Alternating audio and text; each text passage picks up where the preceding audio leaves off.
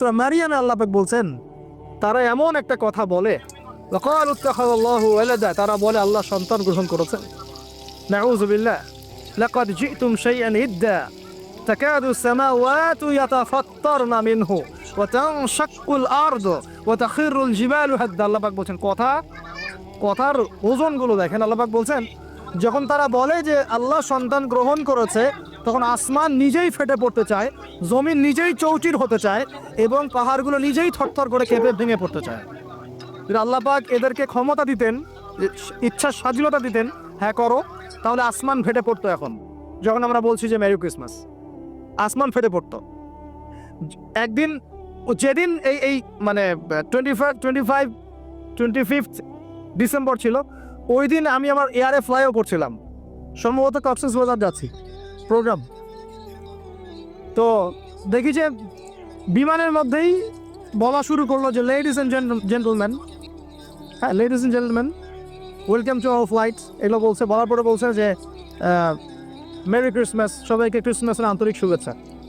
তখন আল্লাহর কসম আমার মনে হচ্ছিল যে এখন মনে হয় প্লেনটা ভেঙে পড়ে যাবে আসমান থেকে, কারণ আমি একটা জানি। আল্লাহ পাক বলছেন সূরা মারিয়ামের শেষের দিকে পড়ে দেখেন, আল্লাহ পাক বলছেন ওয়াকালু ইত্তাখাযার রহমানু ওয়ালাদা, তারা বলে রহমান সন্তান গ্রহণ করেছেন। আউযু বিল্লাহ। তাকাদু আস-সামাওয়াতু ইয়াতাফাত্তারনা মিনহু, এই কথা শুনে আসমান ফেটে পড়তে চায়।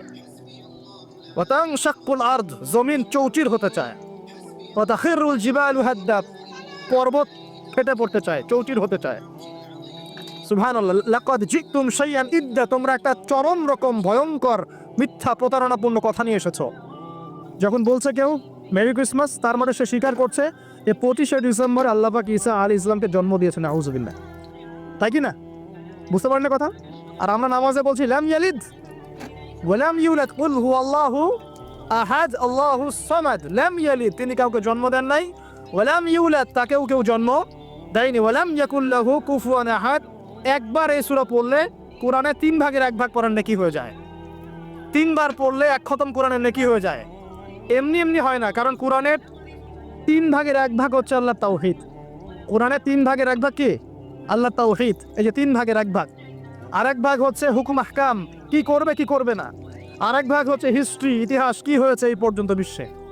কোরআন 3 ভাগে ভাগ করতে পারবেন আপনি?